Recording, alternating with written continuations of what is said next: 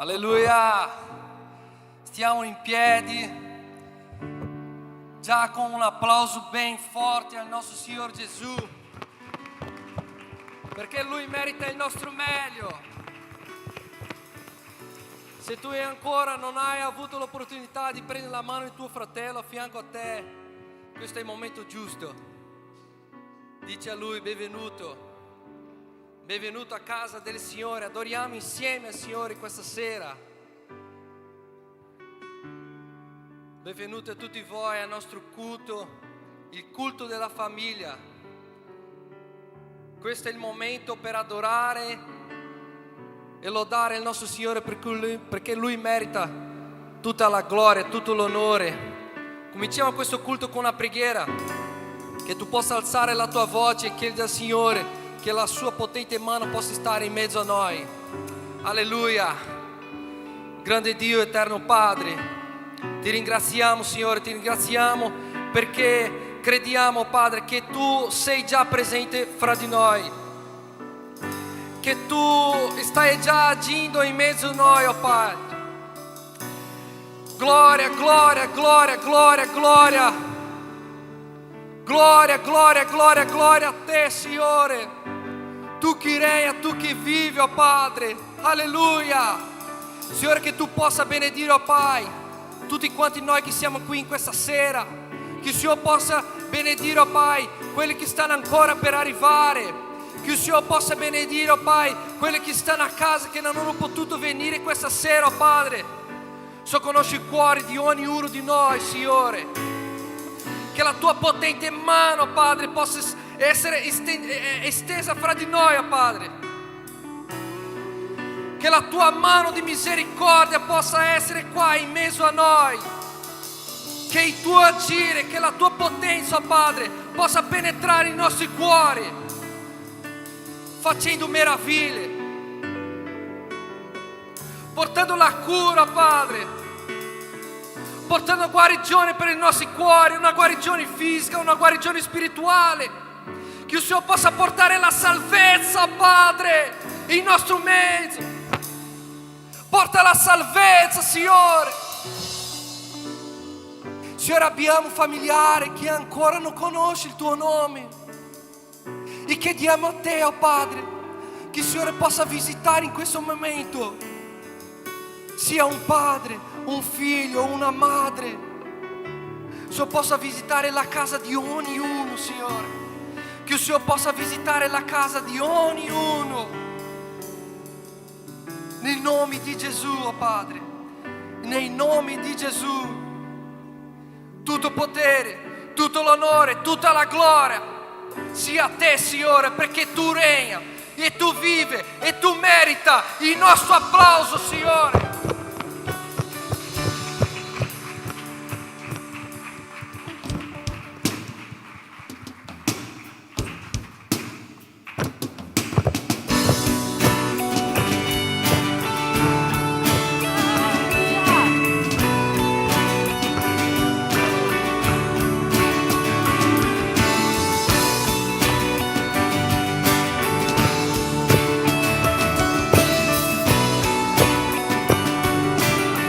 La chiesa. Sono circondato dalle mura, però so che presto cadrà. Se tu senti un rumore, è il suono della mia liberazione. È il suono della mia liberazione. Stanno cadendo le mura. La chiesa. Stanno cadendo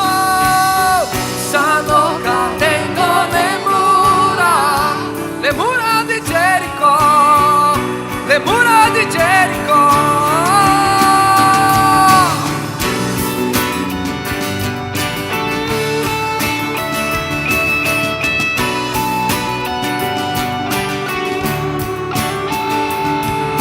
Adesso sono meravigliato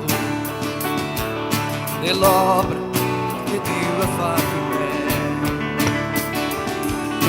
Qui con le mani alzate, testimonio della mia liberazione. Tutta la Chiesa, testimonio della mia liberazione. Stanno cadendo le mura, Dio la vittoria ci dà. Stanno cadendo le mura di Gerico, le mura di Gerico. Stanno cadendo le mura, Dio ti dà la vittoria, Dio la... Stanno cadendo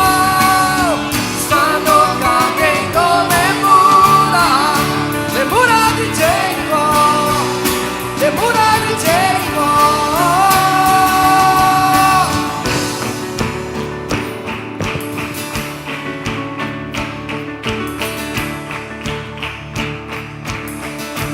Voglio sentire tutta la Chiesa. Posso ascoltare il suono dei figli di Dio.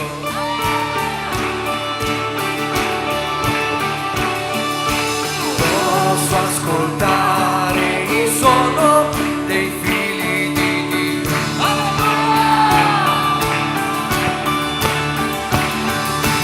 Posso ascoltare il suono dei figli di Dio. Siamo liberi, alleluia, siamo liberi. Posso ascoltare il suono dei figli di Dio. Siamo liberi, alleluia, siamo liberi. Posso ascoltare il suono dei figli di Dio. Siamo liberi, alleluia. Stanno cadendo le... Dio là. Stanno cadendo le mura di Gerico, le mura di Gerico. Stanno cadendo le mura, Dio la vittoria ci dà. Stanno cadendo le mura di Gerico, le mura di Gerico. Oh, oh, oh, stanno cadendo. Oh, oh, oh, stanno cadendo.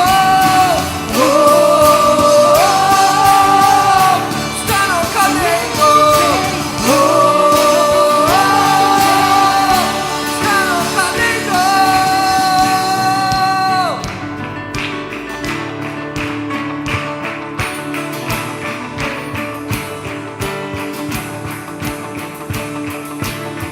Siete pronti? Tutti insieme. Posso ascoltare il suono dei figli di Dio. Ancora più forte. Posso ascoltare il suono dei figli di Dio.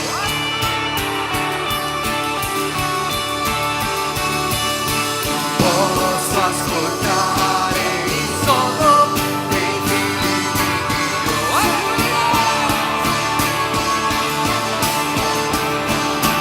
Posso ascoltare il suono dei figli di Dio. Siamo liberi, alleluia, siamo liberi. Posso ascoltare il suono dei figli di Dio. Siamo liberi, alleluia. Stanno cadendo le mura, Dio la vittoria ci dà. E stanno cadendo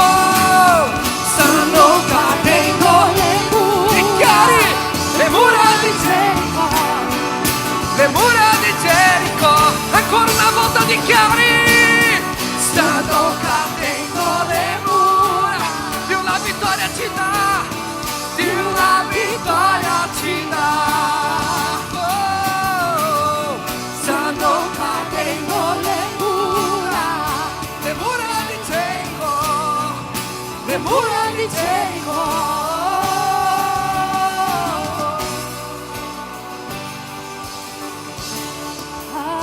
Alleluia. alleluia. Alleluia. Alleluia. Questa settimana è stato tante donne che hanno cantato questa canzone nel gruppo, stanno cadendo le mura, proprio perché il nemico oggi sta cercando di alzare le mura. E oggi noi vogliamo dichiarare che la presenza sovrannaturale di Dio farà con che ogni mura cadrà per terra questa sera. Che ogni cosa, ogni tristezza che tu stai sentendo, ogni cosa che ti sia successo, non ti impedirà di adorare Yahweh, Rafa, Elohim, Shaddai. Ogni cosa che ti sta bloccando, ogni muro che sta bloccando, nella potenza dello Spirito Santo di Dio cadrà per terra nessa notte. Io dichiaro gioia nel tuo cuore, io dichiaro pace, io dichiaro allegria. Nel nome di Gesù. Se tu puoi chiudere i tuoi occhi,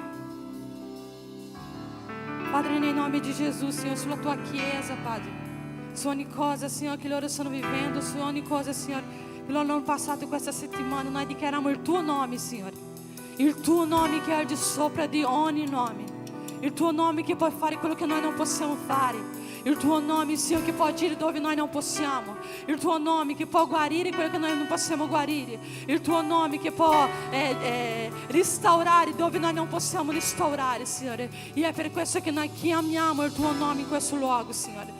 Chiamiamo il tuo nome sulla vita di ogni persona, su ogni cosa che loro stanno vivendo, su ogni cosa che loro hanno vissuto questa settimana. Nel nome di Gesù, Signore, in questo momento noi dichiariamo il tuo nome, un nome che porta allegria, un nome che porta gioia, un nome che porta il vigore un'altra volta. Nel nome di Gesù. Spirito Santo.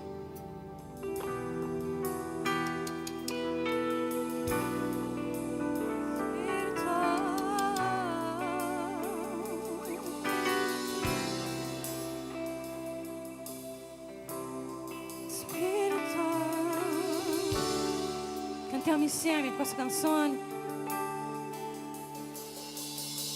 Si sente la tua gloria in mezzo a noi, grandi cose stanno arrivando, inizia il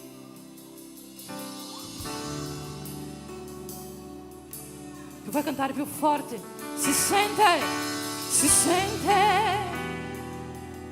la tua gloria,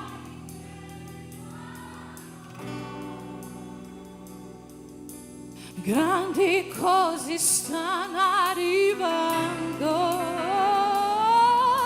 inizia il soprannaturale. Yahweh, Ra, Elohim, Shaddai, Jireh, Adonai si manifesterà. Yahweh, Yahweh. Chiama il nome di Gesù. Elohim, Shaddai, Jireh, Adonai si manifesterà.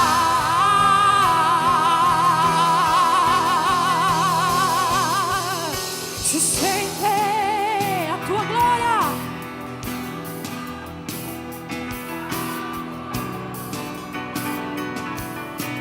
Grande grandi cose sana. Gli sai il soprannaturale. Si sente oggi qui, si sente la tua gloria in mezzo a noi. Grandi cose stanno arrivando. Gli sai soprannaturale. Yahweh, Rapha, Elohim, Shaddai, Jireh,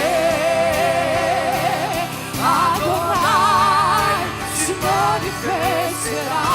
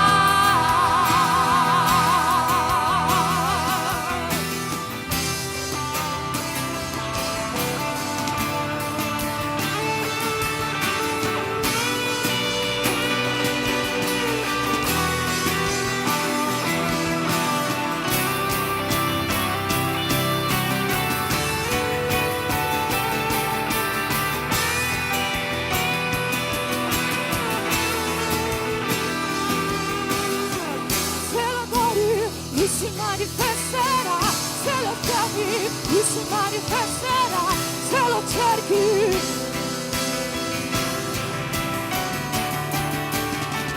Se lo adori, lui si manifesterà, se lo chiami, lui si manifesterà, se lo cerchi, lui si manifesterà. Se lo adori, lui si manifesterà, se lo chiami.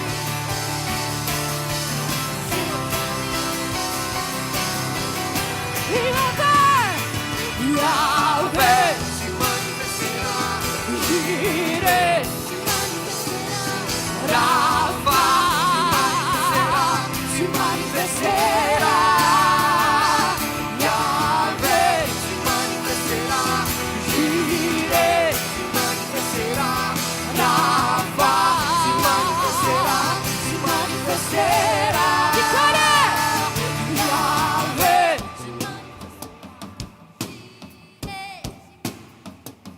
Rapha,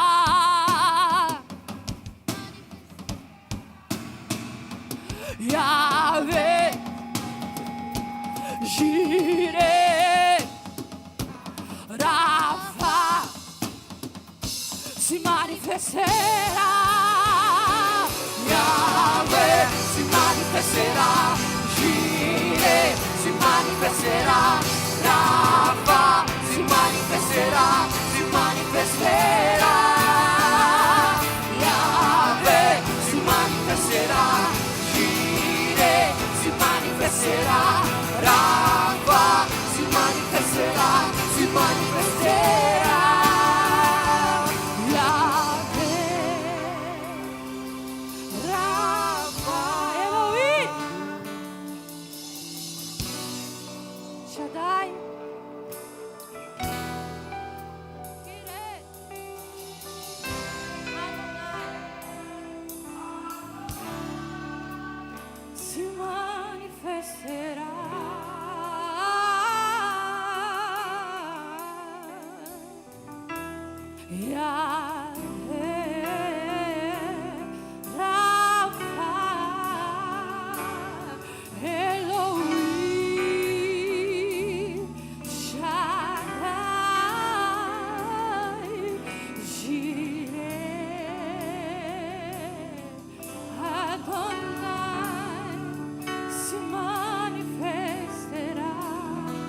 cosa hai bisogno questa sera? Che cosa hai bisogno questa sera? Che cosa hai bisogno questa sera? Yahweh, Rafa, Elohim, Shaddai. Cosa Dio può agire nella tua vita questa sera? Quel tuo livello, quel livello che tu credi in Dio questa sera, quel livello della tua fede questa sera. Se tu hai smesso di credere, comincia a chiedere: Signore, io voglio vedere il sovrannaturale di Dio succedendo nella mia vita. Io voglio vivere il sovrannaturale di Dio succedendo nella mia vita. Io voglio credere ancora di più nel sovrannaturale. Spirito Santo, mi sono raffreddato, mi sono allontanato, non vedo più i tuoi agiri. Spirito Santo, che io possa vedere i tuoi agiri nella mia vita, che io possa gustare questa presenza, che io possa sentire questa presenza, che io possa vivere questa presenza, che io possa sentire questo. Yahweh.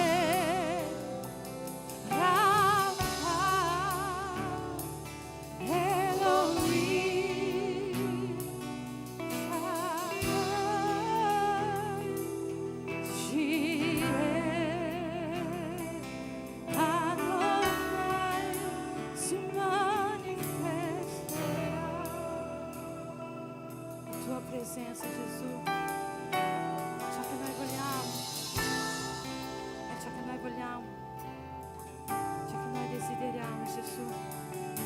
Tua presença, Gesù, tua presença, Gesù, è ciò che noi vogliamo, ciò che noi desideriamo.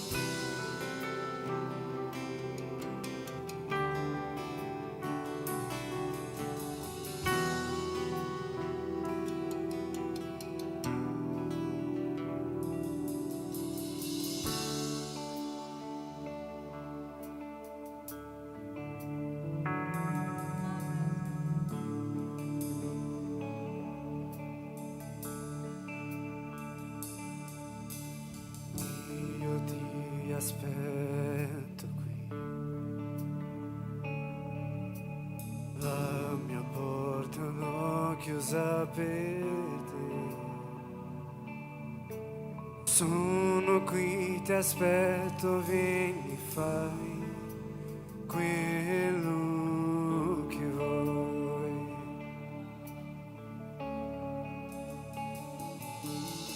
Ho già il cuore pronto.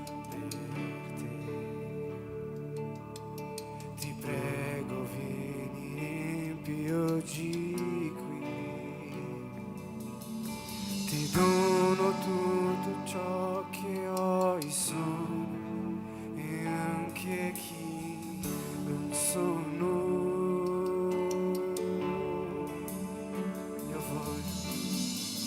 Io voglio la tua presenza, è il desiderio del mio cuore.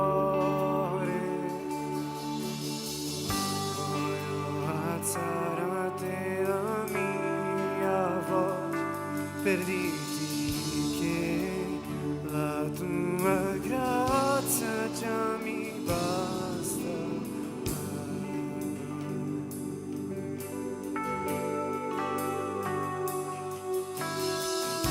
Io ti aspetto qui, la mia porta l'ho chiusa per te. Sono qui,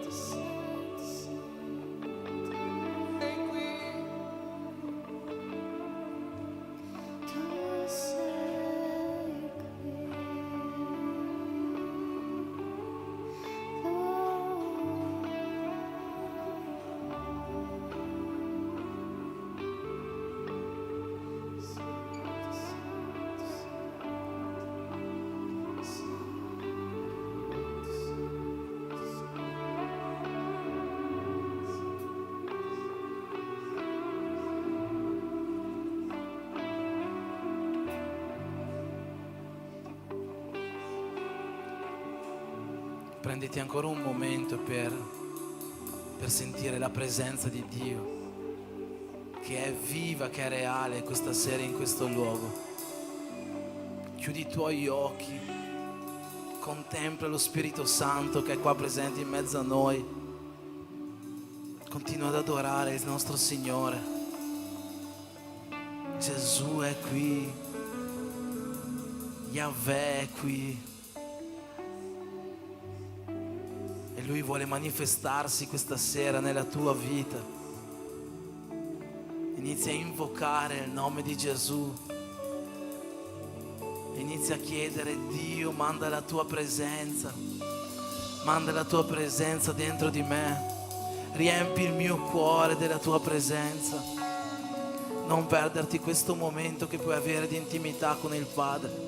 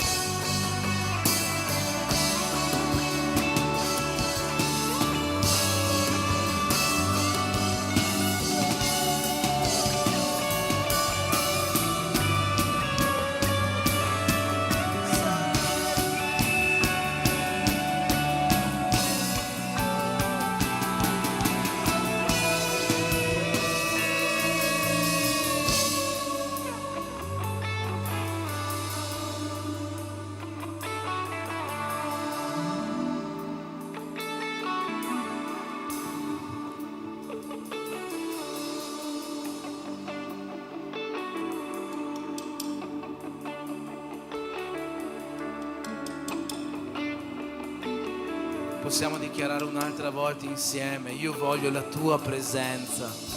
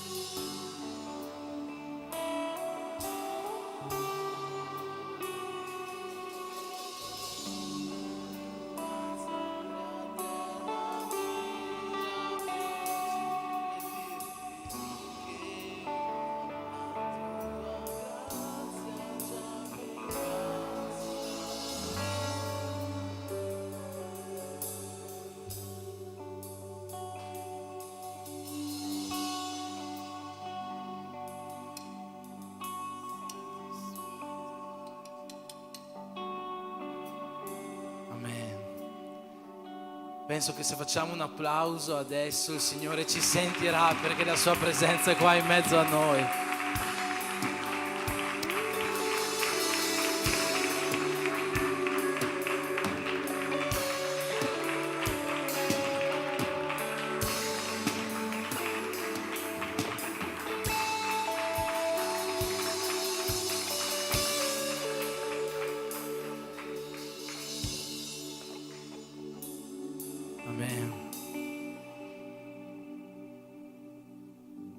Possiamo accendere le luci.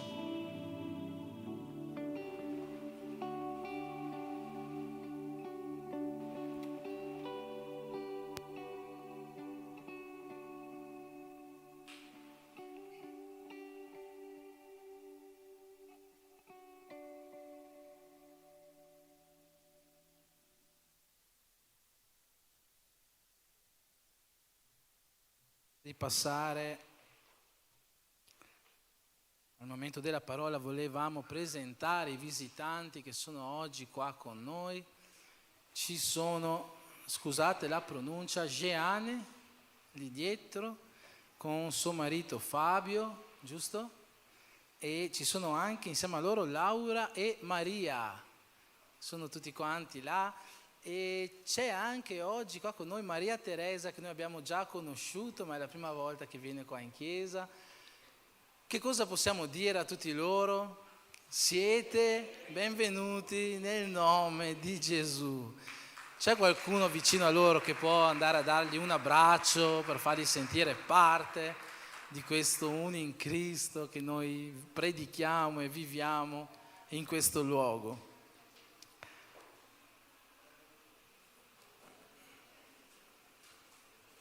È tornato anche Lucas.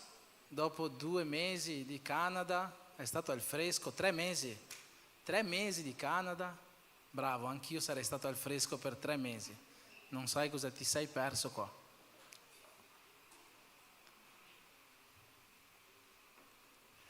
Allora, volevo lasciare con voi una parola questa sera su un argomento che tutti quanti noi conosciamo alla perfezione, ma vorrei che questa sera non solo noi conoscessimo questo argomento, ma cercassimo di comprenderlo e perché no, anche di viverlo, no? A partire da questa sera, se già non lo stiamo vivendo. Facciamo una preghiera. Dopodiché iniziamo. Signore Gesù, in questo momento, Signore, io chiedo, Signore, che il tuo Spirito possa parlare alla Chiesa, tutto quello che tu hai ministrato nel mio cuore in questi giorni. Ti chiedo, Signore, che tu possa attraverso un'opera sovrannaturale, entrare oggi nei nostri cuori, nelle nostre menti, donando un intendimento, Signore, maggiore di quello che è il piano divino che Tu hai preparato per noi e di come noi dobbiamo muoverci attraverso questo piano. Benedici, Signore, ogni Tuo figlio, ogni Tua figlia che sono qua presenti questa sera in questo luogo, donandoci non solo intendimento, ma ancora di più trasformazione, che ognuno di noi possa uscire di qua rinnovato e pronto, Signore, per fare la Tua opera, per compiere il ministero che Tu ci hai affidato su questa terra. Nel nome di Gesù, per questo io ti prego e ti ringrazio, perché so che Tu compierai la Tua volontà in questo luogo. Amen. Amen. Allora, qualche settimana fa, se vi ricordate, non so se vi ricordate, avevo predicato su uno dei 4 step, possiamo chiamarli così, dei 4 momenti della salvezza. È stato quasi un mese fa. Avevamo detto in quel giorno, se vi ricordate, che la salvezza ha un programma, no? Ben definito, un piano ben studiato da parte di Dio. È un piano che si è compiuto in 4 fasi, secondo quello che ci descrive la soteriologia. Non so se vi ricordate che avevo detto questa parolona gigante che non si capisce cosa vuol dire. E questi 4 step di cui avevamo citato appena, avevamo parlato del primo, che era quello della sostituzione, poi avevamo detto che oltre a quello della sostituzione c'è quello della resurrezione, della riconciliazione, della redenzione. Sono i 4 step che ci portano oggi a vivere la salvezza in Cristo Gesù. Quella volta, come ho detto, avevamo parlato della sostituzione, l'avevamo chiamato il miracolo della sostituzione, no? Quello attraverso il quale Gesù si è sostituito a noi sulla croce. Su quella croce dovevamo esserci noi, no? Ma Gesù si è sostituito a noi, ha preso il nostro posto, è morto per noi, così facendo partire questo processo della sostituzione. E poi avevamo visto, no, che non soltanto in quel momento Gesù si sostituisce a noi, ma si può sostituire a noi in ogni momento della nostra vita. Si può sostituire a noi nelle difficoltà della nostra vita, si può sostituire a noi nelle nostre battaglie per superare i nostri ostacoli. Insomma, Gesù può prendere il nostro posto quando noi lo facciamo entrare nella nostra vita. Oggi voglio parlarvi di un altro di questi momenti della salvezza, che è la riconciliazione. È quello che nella seconda lettera ai Corinzi, al capitolo 5, penso che quasi tutte le Bibbie, da quello che ho provato a guardare un po' su tante Bibbie, sia italiane sia portoghesi, in quasi tutte, non proprio tutte, c'è un paragrafo che viene chiamato il ministero della riconciliazione. Forse avete visto lì dietro il banner. E proprio di questo ministero della riconciliazione io voglio parlarvi oggi. Ma per parlare del ministero della riconciliazione e per capire veramente bene il significato che ha, io voglio prima parlarvi velocemente della redenzione. Non so quanti qua hanno mai sentito parlare di una legge che si trova nell'Antico Testamento, che è chiamata la legge del riscatto o della redenzione. Non so se avete mai sentito parlare di questa legge strana che Dio ha messo, no? Quando c'era ancora Mosè. Per chi già congrega da noi da qualche anno, abbiamo già fatto una scenetta qua 2 o 3 volte, ma voglio rifarla ancora perché chi non congrega con noi da qualche anno magari non ha mai visto questa scenetta, e allora la riproponiamo così per capire bene che cos'è proprio in pratica la legge del riscatto e quali sono le conseguenze della legge del riscatto nella nostra salvezza. Per questo motivo mi servono 3 giovani e bravi, no, non giovani, non per forza giovani, ma tanto sono tutti giovani qua, ma mi servono 3 volontari. Ho visto che Giacomo già si sta proponendo.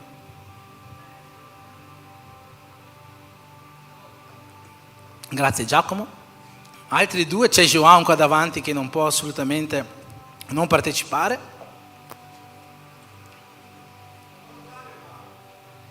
E Reginaldo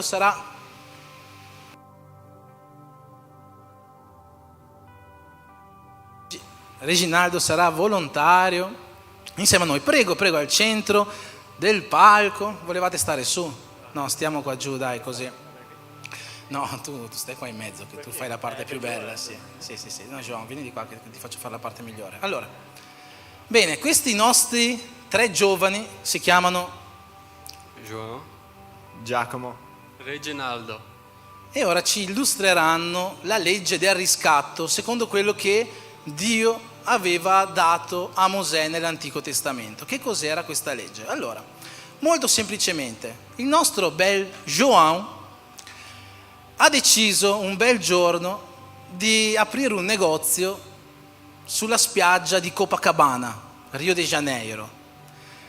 Però João non ha i soldi per aprire questo negozio perché è ancora molto giovane, allora non è ancora riuscito ad avere i soldi per aprire il negozio. Ma João conosce un certo Giacomo, che è pieno di soldi, no? E allora, visto che João conosce questo Giacomo che è pieno di soldi, va da Giacomo e gli chiede un prestito, no? E Giacomo gli dà questo prestito. Soltanto che cosa succede?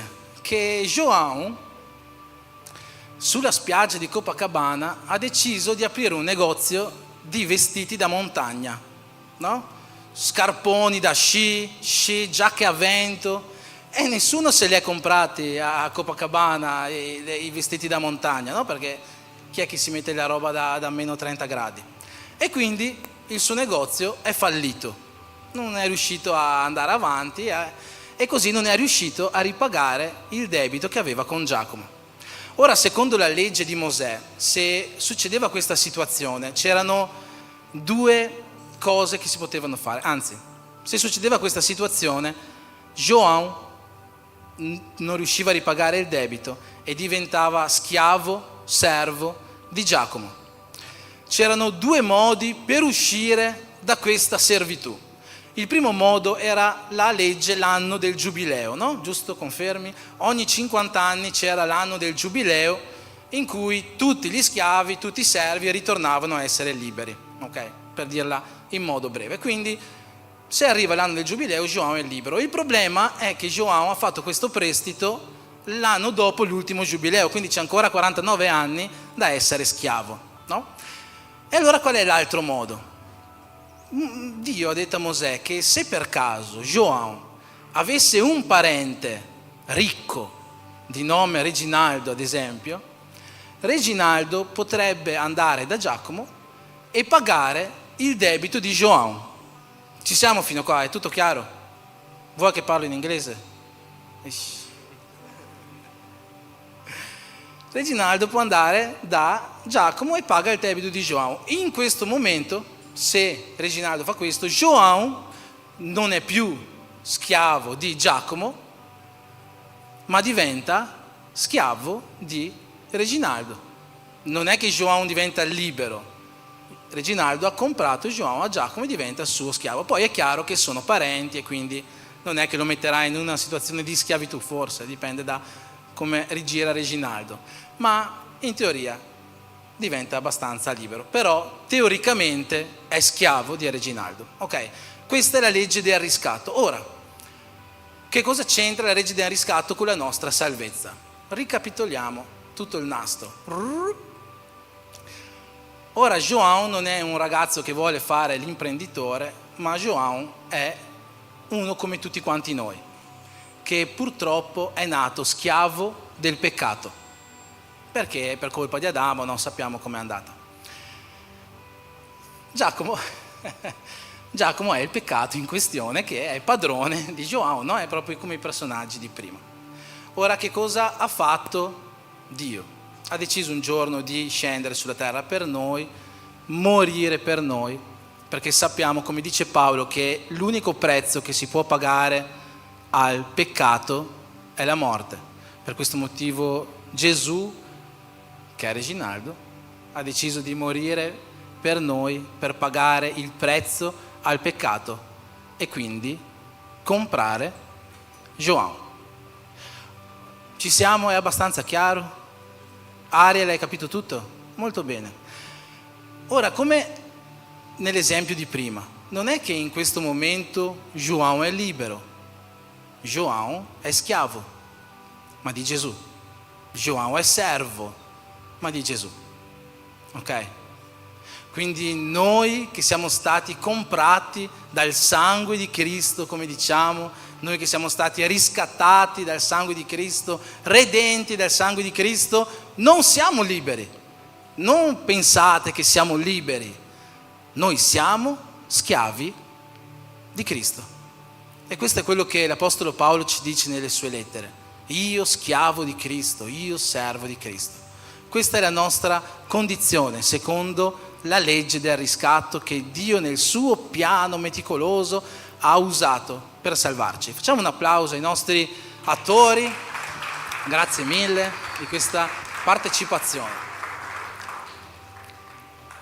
Ho voluto iniziare questa parola mostrando che cos'è la legge del riscatto, quindi la redenzione, perché se noi capiamo qual è la nostra condizione sotto la redenzione, ovvero quella di schiavitù in Cristo, è qualcosa di molto importante che dobbiamo capire, è qualcosa di fondamentale che noi dobbiamo capire. Noi siamo servi di Cristo. 2 settimane fa mi sembra ho predicato sulla sovranità di Dio. Dio è sovrano sugli elementi atmosferici, Dio è sovrano sui giudizi, Dio è sovrano su ogni cosa, ma soprattutto Dio è sovrano sulla nostra vita. Noi dobbiamo riconoscere che Dio è il nostro Signore. Non so se vi ricordate che abbiamo finito quel culto inginocchiati, riconoscendo davanti a Dio che Lui è il nostro unico Signore, che Lui è sovrano sulla nostra vita. Quindi è molto importante che noi capiamo che siamo servi, che siamo schiavi di Cristo, ma questa sera io voglio rivelarvi, voglio arrivare insieme a voi a una verità che se possibile è ancora maggiore di questa. Noi sì siamo stati riscattati, ma non solo, noi siamo stati anche riconciliati con Dio. Per capire il ministero o il miracolo, lo possiamo chiamare in questo momento, della riconciliazione, dobbiamo tornare all'alba dei tempi. Per chi sta facendo il discepolato per il battesimo, no? C'è qua Claudio, Antonio, Guglielmo. Dobbiamo ritornare alla prima lezione del discepolato. Non so se ve la ricordate, se non ve la ricordate andate a guardarvi i PDF. In questa prima lezione del discepolato abbiamo parlato della creazione, no? Facciamo un'interrogazione alla Chiesa per vedere la vostra sapienza teologica. In principio Dio creò il cielo e la terra. Secondo giorno, no, scherzo, adesso diventano troppo complicate le domande. Ma il sesto giorno, che cosa ha creato Dio il sesto giorno? L'uomo, bravo João, luce dei miei occhi, l'uomo e la donna, no? E dov'è che Dio ha messo l'uomo e la donna? Where God put Adam and Eva. È giusto? Scusatemi, questa cassa qua mi fa impazzire, la togliamo, la alziamo. Allora, dov'è che Dio ha messo l'uomo e la donna? Non ti sento.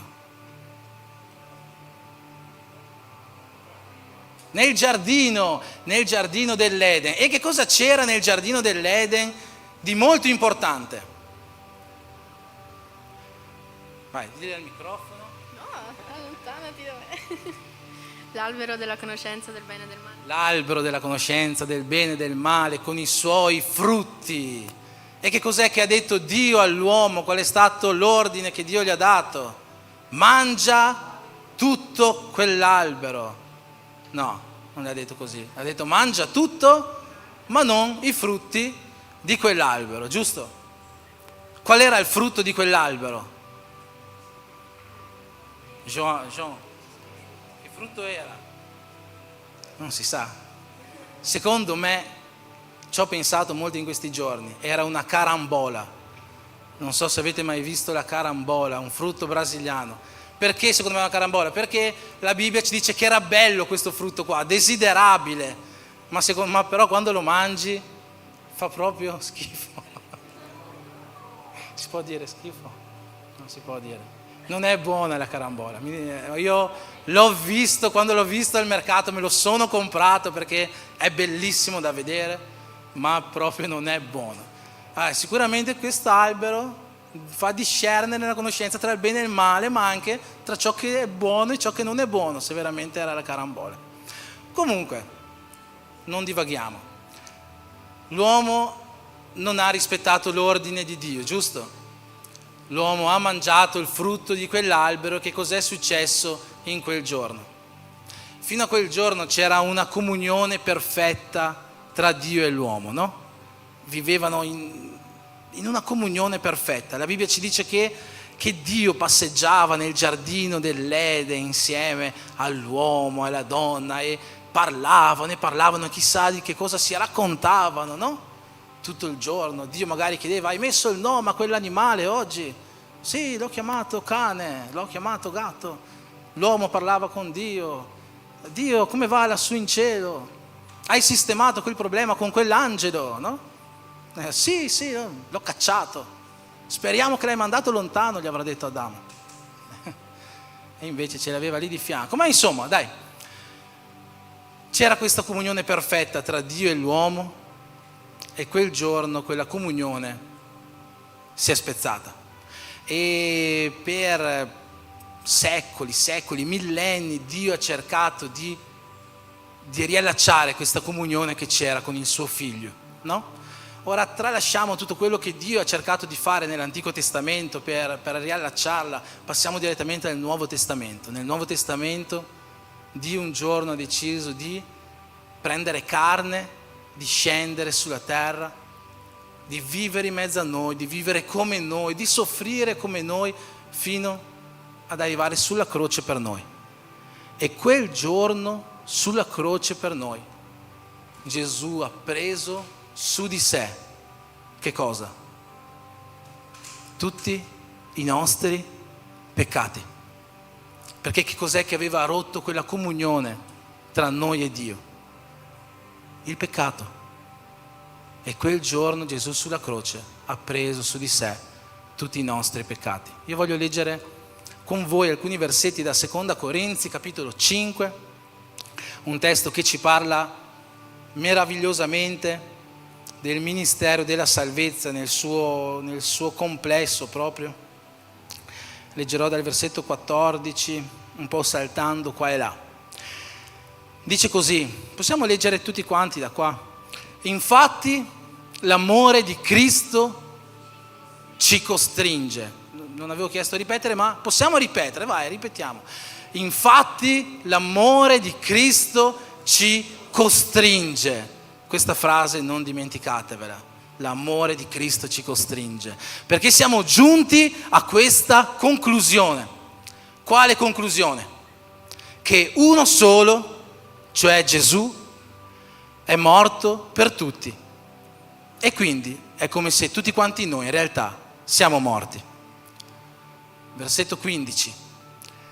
E che Egli è morto per tutti, affinché quelli che vivono, e non sta parlando di quelli che vivono fisicamente, ma sta parlando di coloro che vivono spiritualmente perché hanno trovato vita in Lui, affinché quelli che vivono non vivono più per se stessi, ma iniziano a vivere per colui che per noi è morto e è risorto.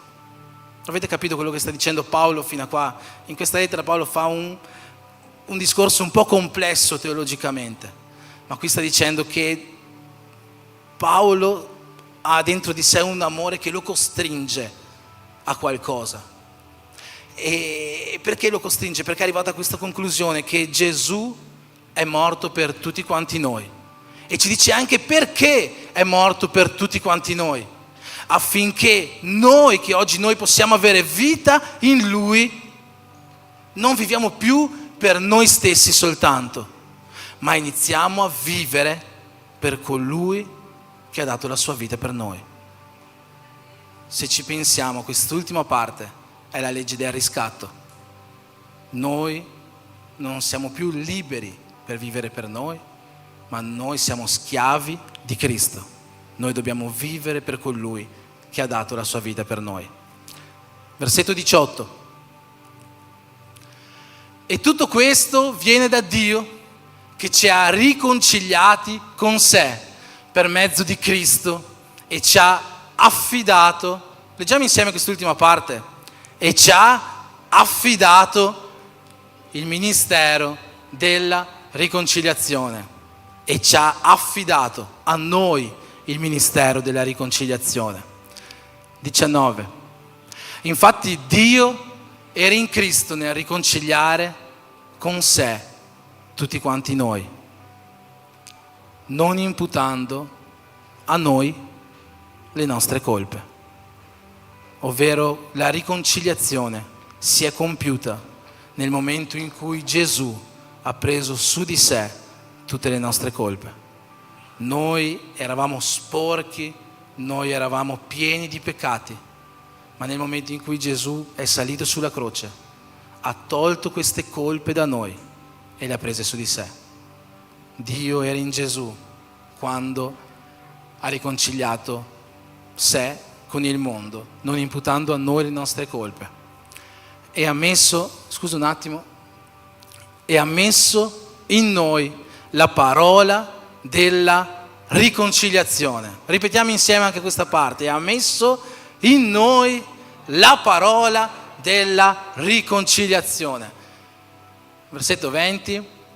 Noi dunque facciamo da ambasciatori per Cristo, come se Dio stesso esortasse per mezzo nostro. Vi supplichiamo nel nome di Gesù, siate riconciliati con Dio. Amen. Fino a qua.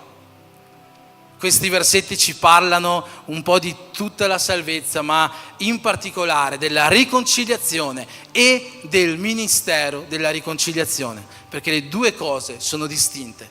La riconciliazione in sé, come per la sostituzione, la possiamo definire il miracolo della riconciliazione, ma non si ferma al miracolo, c'è anche un passo successivo, che è quello del ministero della riconciliazione, che tra poco noi vedremo. Che cos'è allora questo miracolo della riconciliazione? Ho voluto cominciare giustamente con la redenzione, perché secondo la legge della redenzione, del riscatto, Gesù ci ha comprati e oggi noi, attraverso quell'atto di proprietà, siamo schiavi di Cristo, siamo servi di Cristo. Ma attraverso la riconciliazione noi siamo figli di Cristo. E per questo motivo vi ho detto che questo è qualcosa di ancora maggiore, se possibile, della redenzione. Noi non siamo più solo e esclusivamente schiavi, noi diventiamo figli di Dio. Noi diventiamo figli di Dio. E questo è un miracolo incredibile. Dio ci ha riconciliati con sé, ci ha fatto tornare come era Adamo all'inizio, il suo primo figlio, il primo figlio che ha creato. Questo vuol fare Dio con noi, vuole riconciliarci a Lui, farci diventare di nuovo figli. E per fare sì che noi possiamo vivere questo, il peccato deve uscire dalle nostre vite, perché se è stato il peccato che ha rotto quella comunione che noi avevamo con Dio, anche oggi il peccato può rompere quella comunione che noi abbiamo con Dio. E ogni volta che noi pecchiamo, noi crocifiggiamo nuovamente Gesù su quella croce. Per questo la Bibbia insiste tanto sul siate santi come io sono santo. Per questo Dio vuole tanto che noi viviamo una vita separata per Lui. Per questo Dio vuole tanto che noi combattiamo il peccato nella nostra vita. Per questo Dio vuole tanto che noi ci allontaniamo dai vizi, dalle idolatrie, dalle fornicazioni, da tutto quello che può allontanarci da Lui. Perché ogni volta che noi pecchiamo, questa comunione con Lui si rompe. E Dio vuole riconciliarci a Lui per essere il nostro Padre e noi Suoi figli.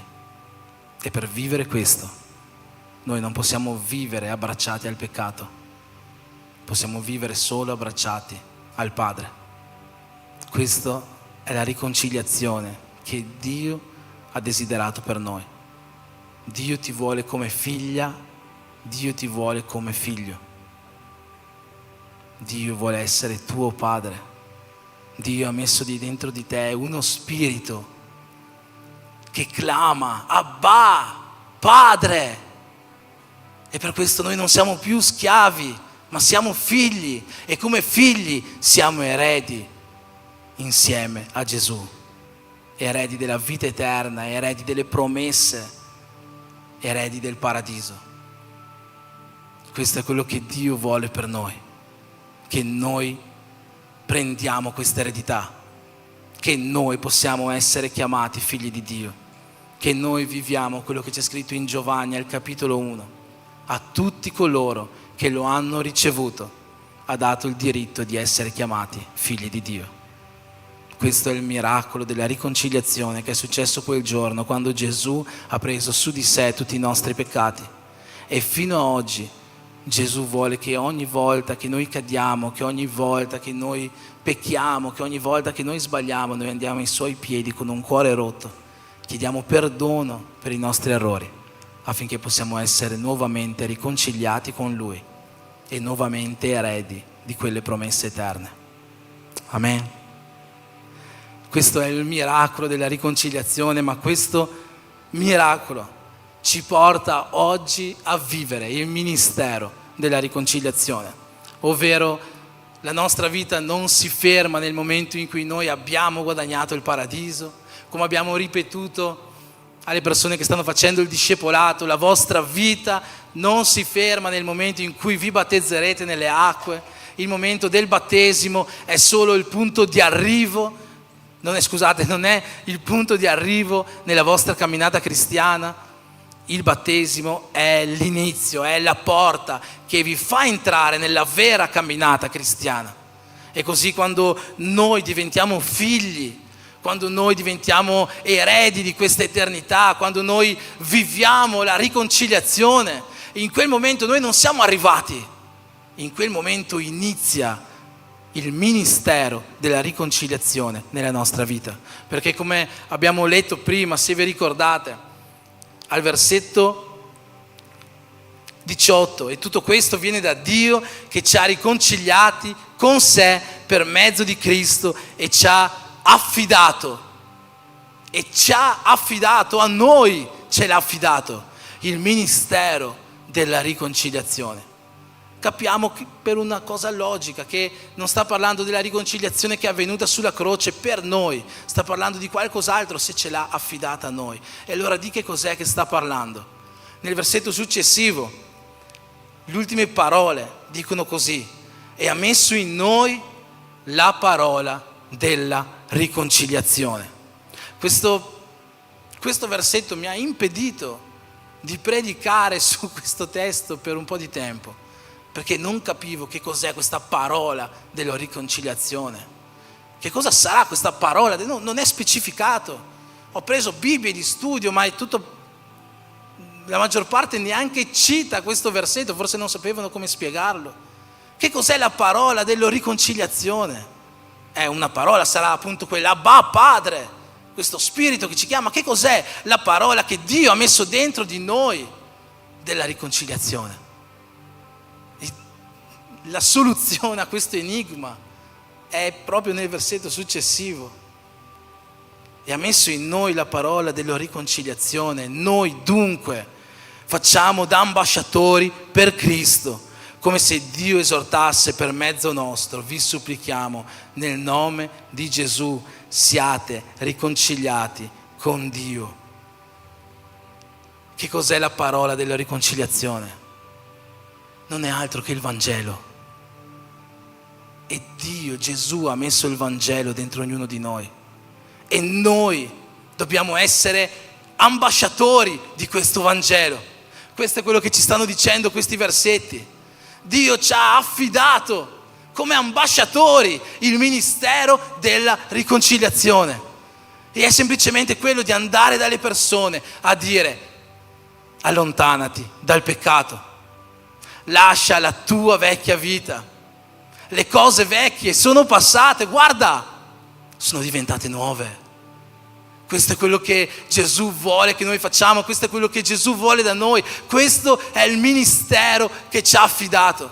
La parola ministero significa letteralmente servire a tavola. Pensate, noi abbiamo una tavola gigantesca davanti a noi, con sedute tutte quante persone non credenti, persone che non sono riconciliate con Dio. E in questa tavola noi dobbiamo servire che cosa? La croce di Gesù. Il Vangelo di Gesù, quel Vangelo che ci dice Cristo è salito sulla croce e ha preso tutti i tuoi peccati. E se tu dichiari che Lui è il tuo Signore e Salvatore, se Lui credi in Lui, se tu accetti Lui nella tua vita, tu puoi essere riconciliato con il Padre e puoi avere il diritto di essere chiamato figlio di Dio. Questo è il ministero che ci è stato affidato. Noi siamo ambasciatori di tutto questo.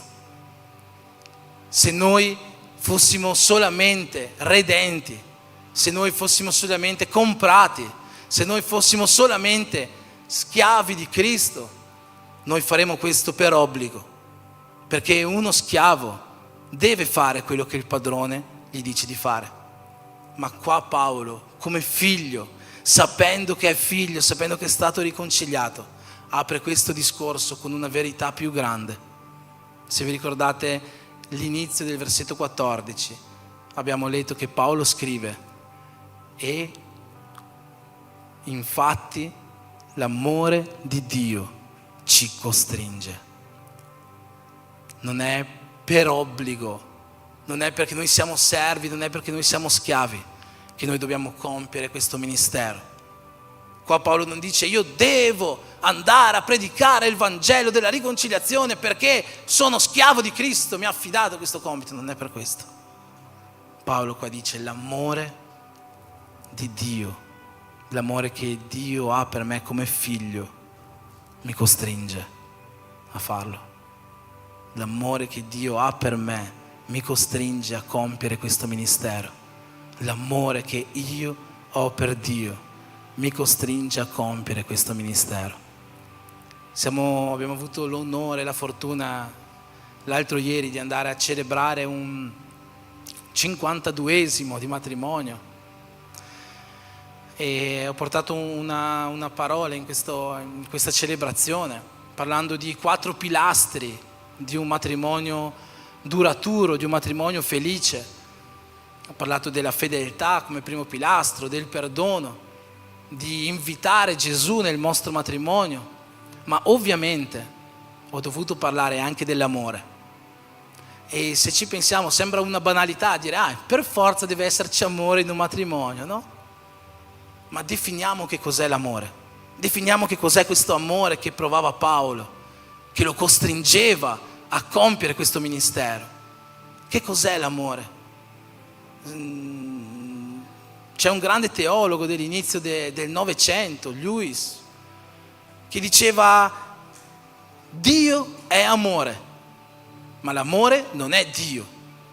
Oggi sembra quasi cambiata questa frase, no? Oggi vediamo che l'amore è diventato un Dio per molte persone, che tutto oggi si fa per l'amore, ma lui aveva già detto l'amore non è un Dio, è Dio che è amore.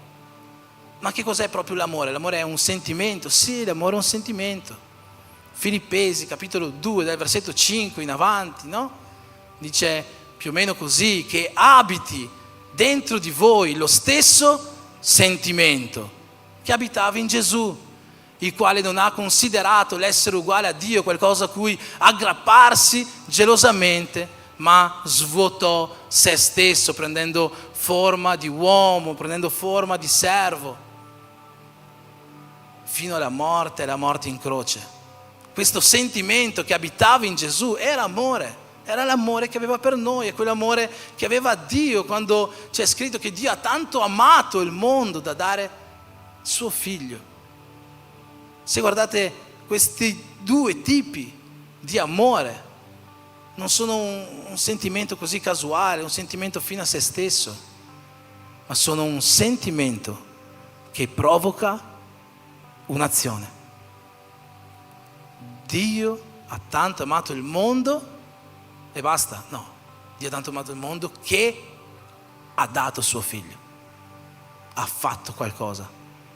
Che sia in voi lo stesso sentimento che era in Gesù Cristo, che sia in voi lo stesso amore che era in Gesù Cristo, punto. No. Che sia in voi lo stesso sentimento che era in Gesù, il quale non ha considerato l'essere Dio qualcosa a cui aggrapparsi, ma ha umiliato se stesso. È sceso sulla terra e è morto per noi. Allora l'amore non è solo un sentimento. L'amore è un sentimento che provoca sempre un'azione. O meglio, l'amore è una decisione. L'amore è una decisione. Ho parlato qualche tempo fa con una persona che mi diceva io avevo incarichi una volta dentro la chiesa, io facevo questo, poi sono passato per una determinata situazione, una situazione brutta, no? E mi sono sentito un fallito. Fracassato si dice in portoghese, no? Mi sono sentito fallito nella fede e per questo motivo oggi io non sto più servendo il Signore, non sto più facendo niente. No, vado in chiesa, sì, ma no, non faccio più niente. Quando questa persona mi ha detto queste parole, mi è venuto subito in mente e gliele ho dette la storia di Pietro. Vi ricordate la storia di Pietro? Pietro nell'ultima cena ha ricevuto una profezia da parte di Gesù. Gesù gli ha detto: Pietro, prima che il gallo canti tu mi rinnegherai 3 volte. Pietro: no, impossibile Signore, ma non farei mai. Però prima che il gallo cantasse Pietro lo rinnegò 3 volte, no? Dopodiché Gesù è morto.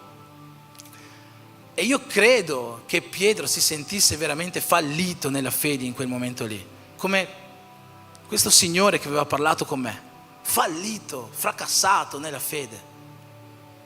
Pensa, tutta la vita, 3 anni passati con Gesù, vicino a me, quando pensava di aver raggiunto un buon livello di fede, tanto da aver fatto 2 o 3 passi sulle acque, tanto da aver riconosciuto che Gesù Cristo era il Figlio di Dio, è caduto e si sentiva veramente fallito nella fede. Ma proprio per questo motivo, quando Gesù è risorto, non so se vi ricordate, un giorno ha chiamato Pietro da parte e per 3 volte gli ha detto: Pietro, tu mi ami, Pietro, tu mi ami, Pietro, tu mi ami. E tutte le volte Pietro gli diceva: sì Signore, tu lo sai che io ti amo, sì Signore, tu lo sai, Signore, tu lo sai, non serve neanche che te lo dico io, tu sei onnisciente, tu sai ogni cosa. Una cosa interessante è che Gesù non gli diceva soltanto: Pietro, tu mi ami, diceva: Pietro, tu mi ami, sì Signore, lo sai che io ti amo, allora vai e prendi cura della mia chiesa, vai e compi l'opera che ti ho affidato, vai e compi il ministero che ti ho affidato. Gesù non si limita a sapere se tu lo ami. Tu lo ami? Bene, allora c'è un'opera da fare. Non c'è fallimento, non c'è fracasso nella fede, non c'è caduta spirituale che può giustificarti. Non mettere un fallimento, non mettere una caduta come una scusa davanti a te. Gesù ti dice: Pietro, tu mi ami? Sì, allora c'è da fare. C'è un ministero che io ti ho affidato. Un'altra persona con cui ho parlato mi ha detto: io mi sono preso una pausa da fare l'opera di Dio perché io ho vissuto nell'attivismo religioso, ero sempre a fare e questo fare mi ha compromesso la vita. E allora mi sono preso una pausa. Ok, è vero, l'attivismo religioso può essere nocivo.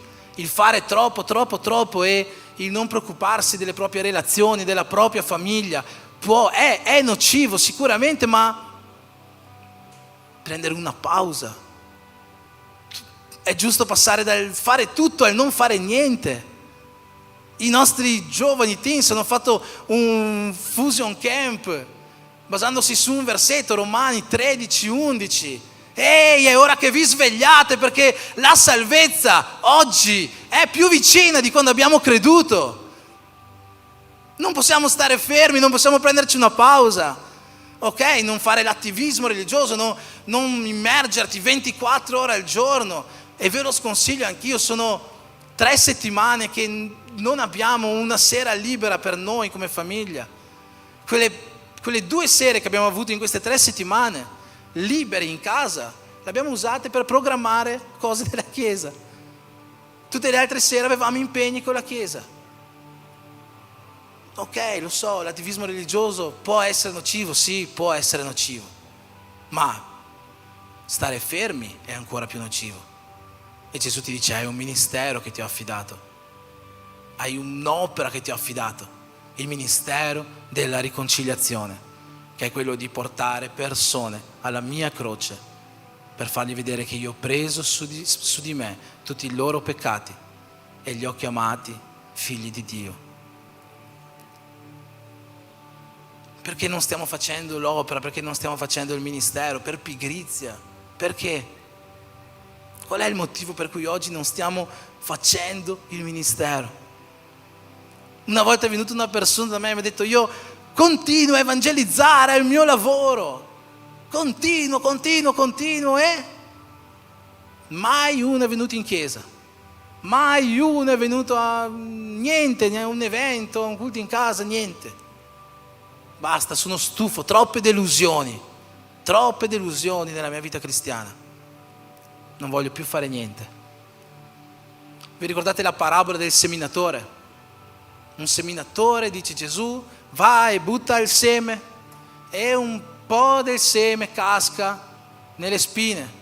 Allora va, prende un altro po' di seme e un altro po' casca nella roccia.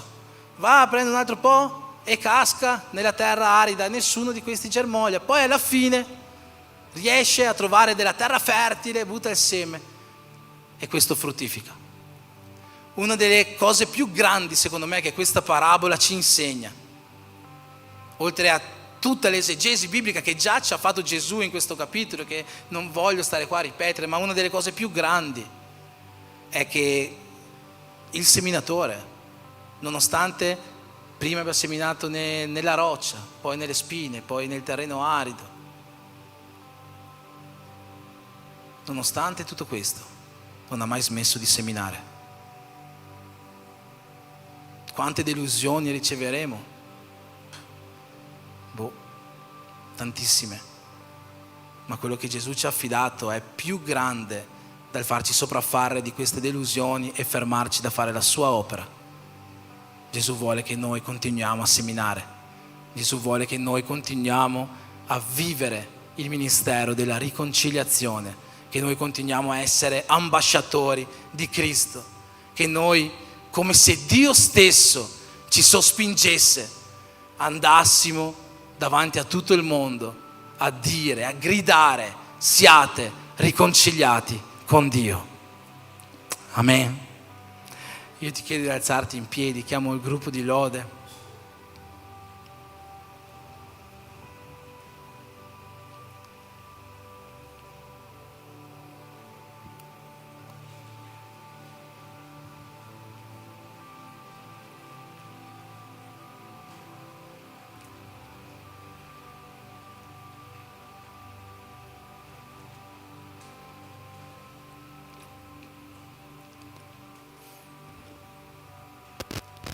Io non voglio fare nessun tipo di appello nel venire qua davanti questa sera, ma voglio che tu guardi la tua vita, perché io non conosco la vita di tutti quanti voi,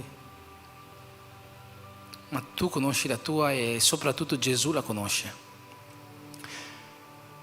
E se ci sono qua persone che oggi ancora non si sentono riconciliate con Dio, che sanno che si sono allontanate o che non sono mai state vicine a Lui, che in questo momento tu possa mettere durante quest'ultima preghiera la tua mano nel tuo cuore e possa ricevere una preghiera da parte di Gesù stesso nella tua vita. perché Gesù è ancora lì che ti sta dicendo: io sono morto per te, per prendere su di me le tue colpe e per farti chiamare figlio di Dio. E a tutte le altre persone dove magari c'è ancora mancanza di vivere questo ministero della riconciliazione, dove magari c'è difficoltà nello spargere questa parola della riconciliazione che Gesù ci ha affidato. Io non so qual è il motivo per il quale oggi tu non stai parlando di questo amore che Dio ha per te. Io non lo so se sei stato sopraffatto dal fare troppo in passato, se hai ricevuto qualche forte delusione, se ti senti poco degno davanti a Dio, come Pietro.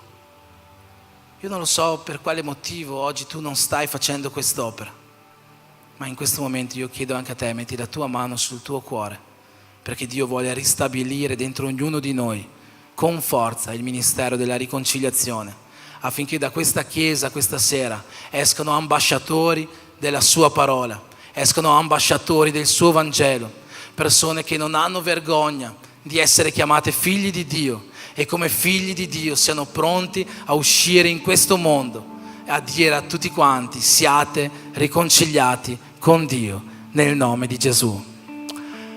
Padre, io ti prego, Signore, per ogni persona, per ogni sorella, per ogni fratello, per ogni tuo figlio che è qua presente questa sera.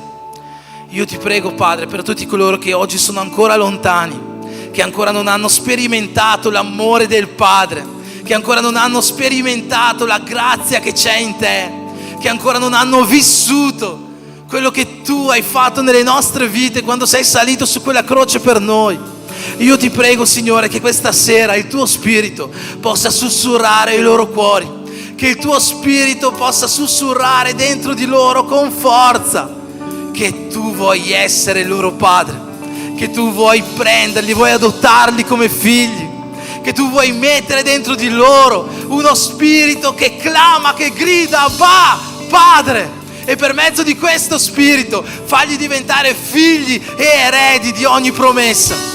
Padre, nel nome di Gesù, io ti prego anche per tutti coloro che oggi sono qua, che hanno abbandonato il servire a te, il servirti non per obbligo, il servirti non per coscrizione, il servirti non solo perché tu sei sovrano, Signore delle nostre vite, ma soprattutto per l'amore che provano verso di te e che tu provi verso di noi.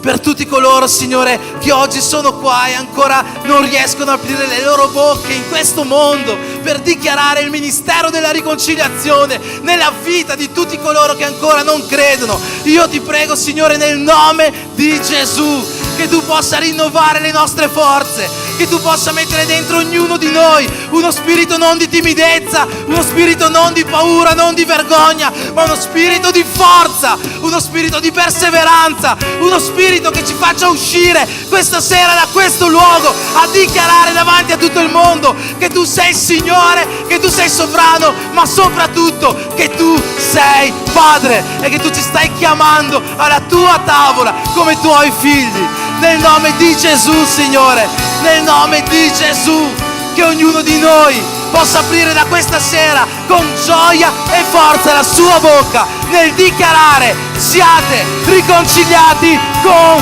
Dio. Amen.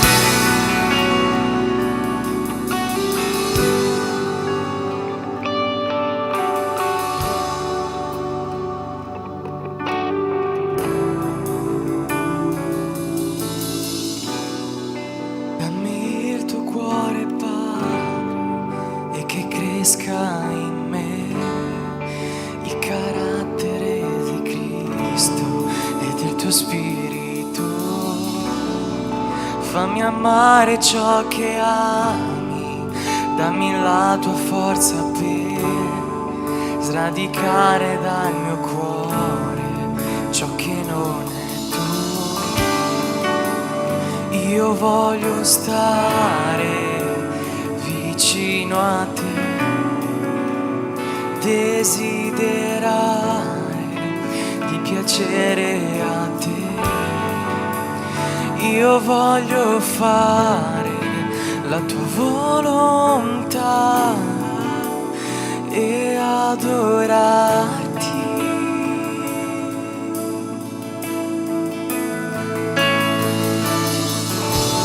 Padre, dammi un cuore puro, Padre, dammi un cuore che ricerca il tuo volto Cari questo, Chiesa. più di tutto. Padre, dammi mani pure, Padre, dammi mani che alzerò verso il cielo per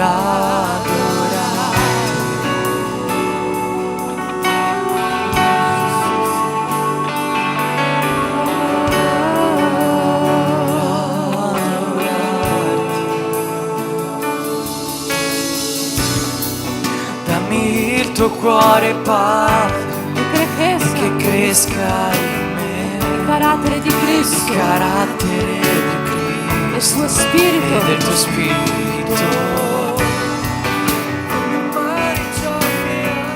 Dammi la tua forza per sradicare ciò che non io voglio stare vicino a te. Dichiara che desideri.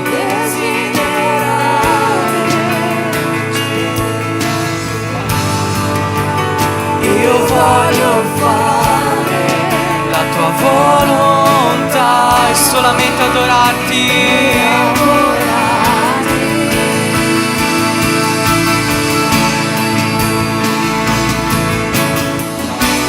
Padre, dammi un cuore puro, Padre, dammi un cuore che ricerca il tuo volto più di tutto. Padre, dammi mani pure, Padre, dammi mani che alzerò verso il cielo per adorarti. Padre, dammi un cuore puro, Padre, dammi un cuore che ricerca il tuo volto più di tutto. Padre, dammi mani pure, Padre, dammi mani che alzerò verso il cielo per adorarti.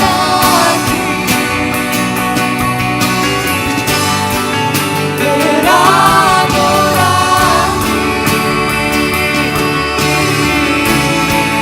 per adorarti,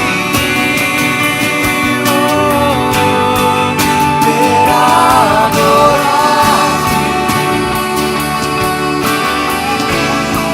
Salirà sul monte.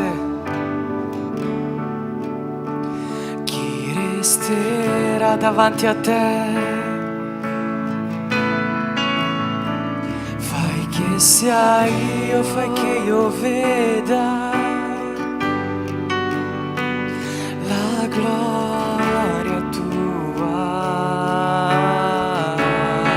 Chi salirà sul monte tuo? Chi resterà davanti a te? Fai che sia io, fai che io veda la gloria.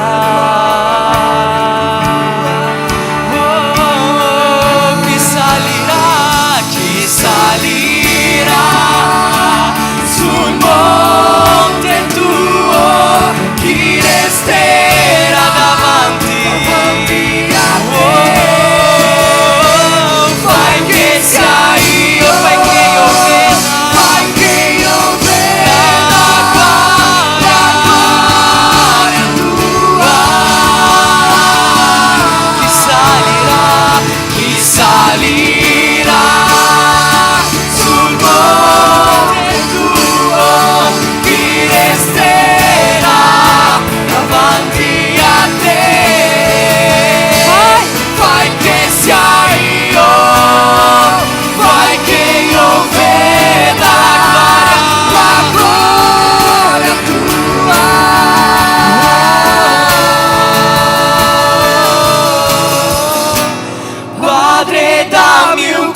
cuore puro, Padre, dammi un cuore che ricerca il tuo volto più di tutto.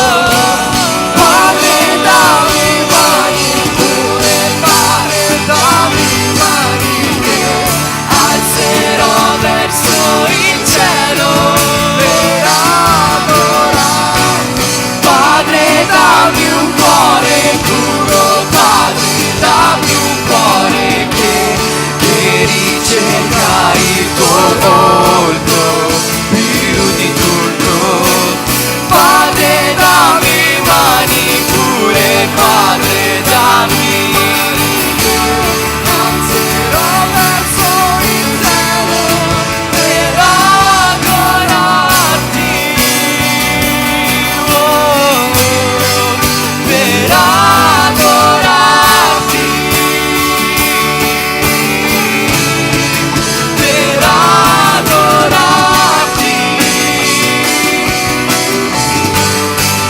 per adorarti.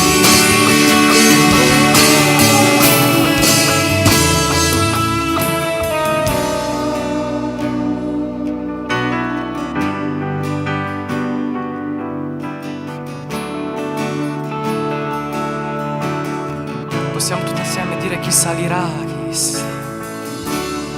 sul monte, chi resterà davanti a te. Fai che sia io, fai che io veda la gloria tua. Chi salirà sul monte tuo, chi resterà davanti a te. Fai che sia io, fai che io veda tutti insieme la gloria. Oh, chi salirà sul monte tuo, chi resterà davanti a te. Fai che sia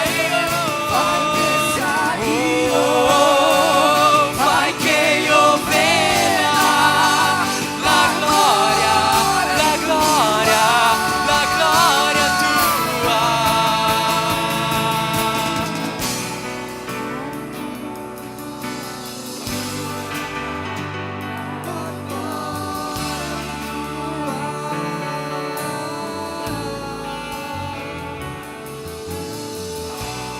Padre, dammi un cuore puro. Chiedi al nostro Padre.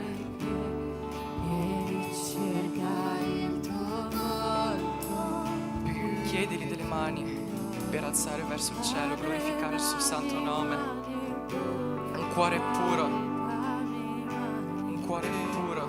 Alzerò verso il cielo per adorarti.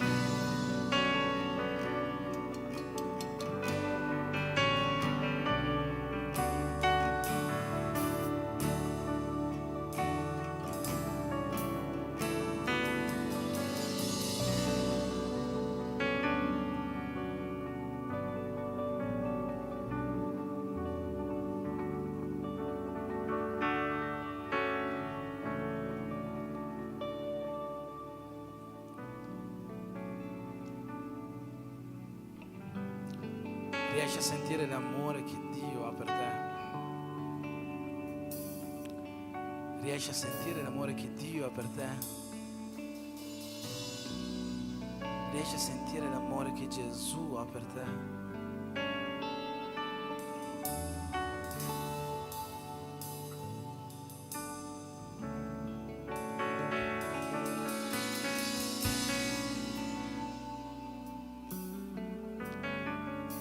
La parola ci dice che nessuno donerebbe la sua vita per qualcun altro, ma forse per un giusto qualcuno ancora donerebbe la sua vita.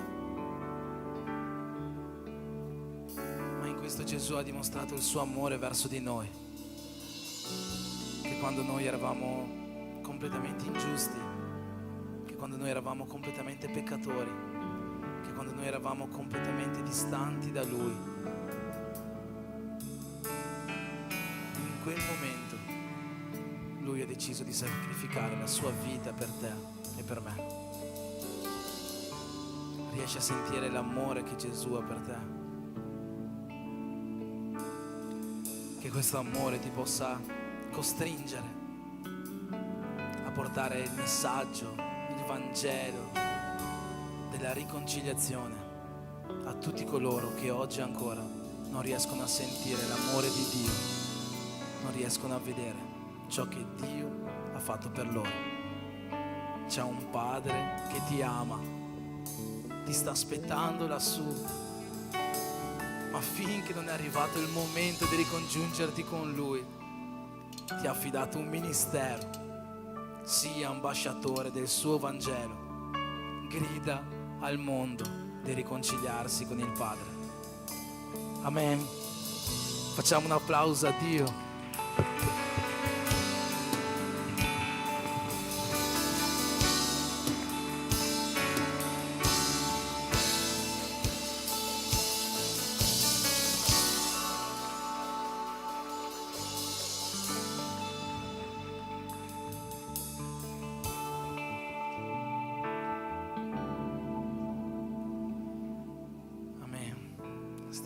Stiamo per terminare il nostro adorarti, la nostra serata, ma vi chiedo ancora qualche minuto, se potete sedervi, daremo alcuni avvisi, poi avremo il nostro momento delle offerte, delle decime, tu che hai portato la tua offerta, e poi ci avvieremo verso la conclusione.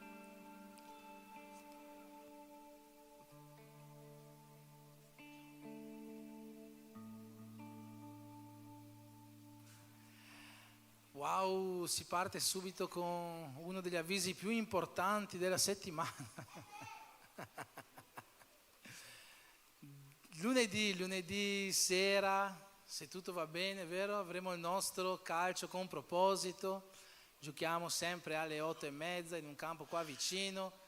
Tu che vuoi partecipare al calcio, che ancora non stai partecipando, oggi non c'è Fabio che di solito organizza lui, ma puoi parlare con Giacomo là in fondo, magari ti fa mettere dentro il gruppo del calcio, così lunedì sera saremo tutti quanti lì a giocare. Io non penso che non ci sarò, il mio attivismo religioso non me lo permetterà, ma dovremo essere lì lunedì sera a giocare un calcio insieme alle 8:30, un calcio con proposito. Prossimo avviso.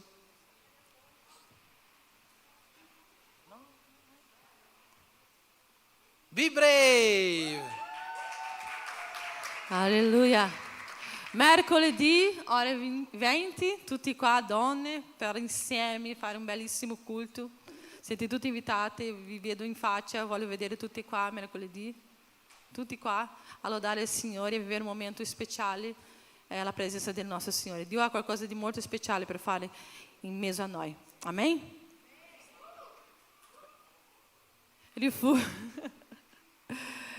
Chi non si è ancora iscritta, può iscriversi. Se tu non sai iscriversi in quel link, puoi dare il nome alla Dieula fa così? Dieula. Ho detto che se vuoi 50 euro, la Dieula te lo dà, tu hai fatto così. No, chi vuoi pagare, chi si è già iscritto e vuoi pagare pela Dieula. Chi vuole iscrever-se no interessa, iscrever-se sul link, poi dare o nome alla Dieula. Amém?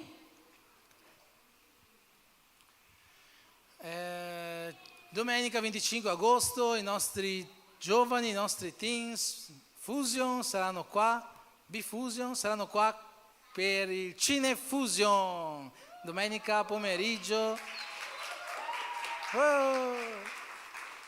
Domenica pomeriggio tutti i nostri giovani, 25 agosto, quindi tra 2 domeniche ci sarà il nostro cinema per i giovani, i teens qua in chiesa.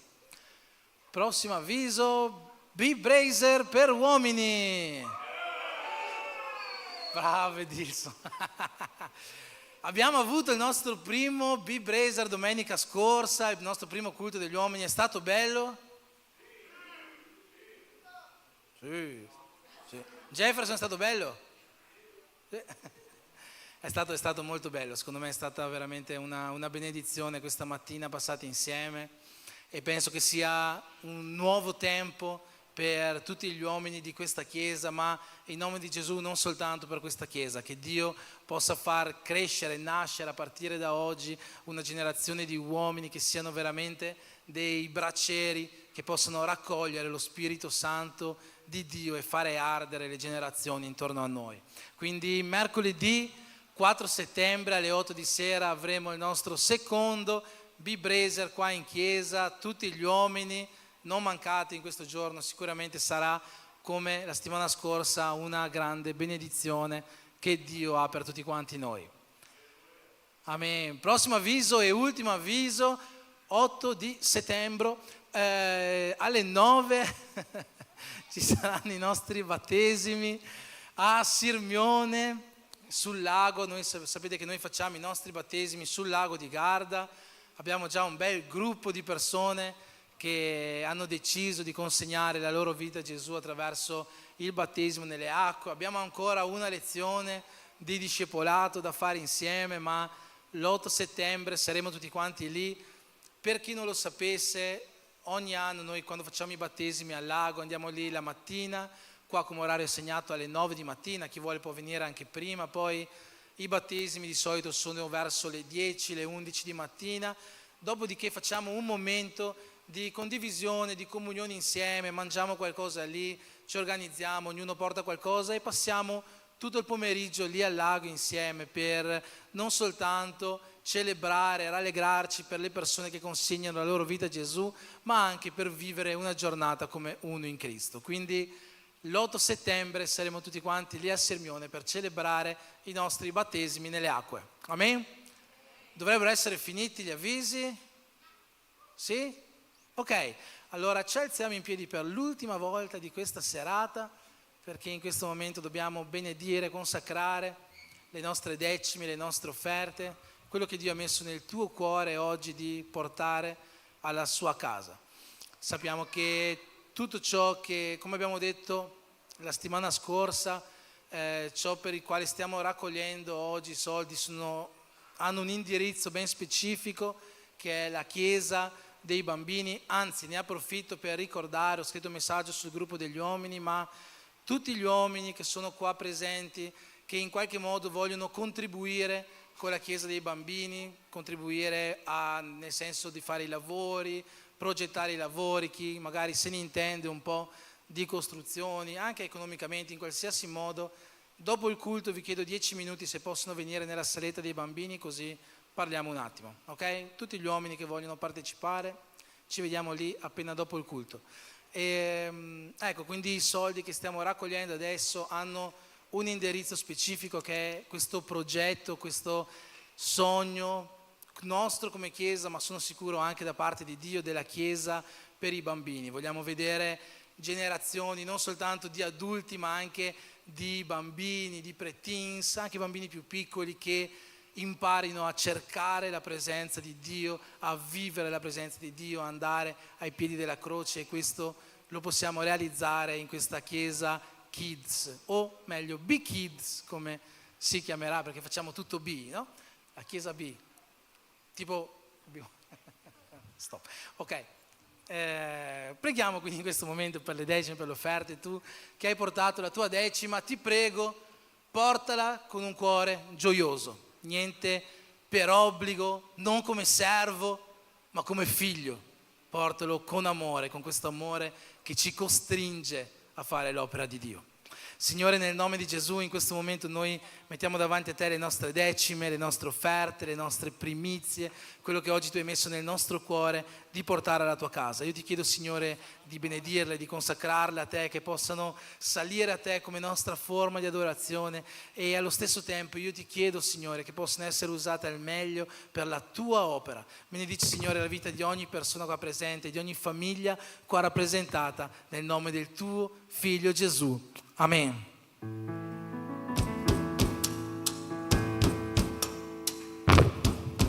Alleluia! Tu che respiri, loda il Signore in ogni tempo, loda il Signore. Tu che respiri, loda il Signore in ogni tempo, loda il Signore. Lodo nei monti e nella valle, e quando ho fiducia, se dubbio, lodo da solo ogni moltitudine, perché la mia lode distrugge le potestà. Finché io respiro, io continuerò. Anima mia, ed io grido loda al Signore. Anima mia, non mi fermerò, più Dio vivo è, niente ci separerà. Loda al Signore, anima mia.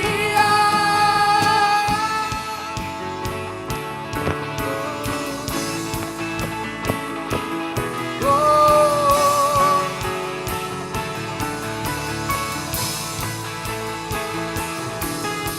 Non mi fermerò, più Dio vivo è, niente ci separerà, perché tu regni, sovrano sei, hai vinto la morte, l'hai fatto per me. Cristo fedele, sei verità, ti adoro, non c'è nessuno come te, perché tu regni, sovrano sei, hai vinto la morte, l'hai fatto per me. Cristo fedele, sei verità, ti adoro, non c'è nessuno come te. Loda al Signore, anima mia, ed io grido loda al Signore, anima mia. Loda al Signore, anima mia, ed io grido loda al Signore, anima mia. Non mi fermerò, più Dio vivo è, niente ci separerà. Non mi fermerò, più Dio vivo è, niente ci separerà. Non mi fermerò, più Dio vivo è, niente ci separerà. Loda al Signore, anima mia.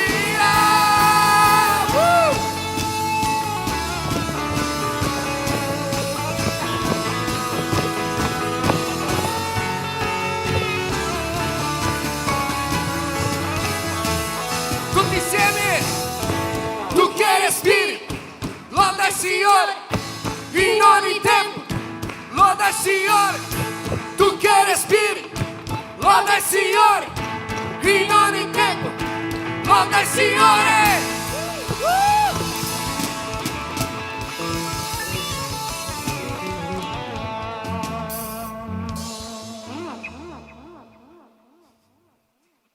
Amen, amen. Stiamo per terminare. Ci sono compleanni, vero? Basta? Sì. Ci sono stati compleanni questa settimana da festeggiare insieme? Nessuno ha compiuto gli anni l'ultima settimana? che vuole venire qua a prendersi l'onore della vergogna dei tanti auguri. Non preoccupatevi, settembre arriva presto e a settembre, metà chiesa, ci servirà un pulpito più lungo per tutti i compleanni di settembre. Allora possiamo prenderci la benedizione tutti quanti noi e portarla nelle nostre case. Il nostro desiderio sempre anche per i nostri visitanti, Fabio e famiglia, è che possiate tornare a casa con un po' di questo Spirito Santo, di questa presenza di Dio che è stata con noi questa sera. Amen.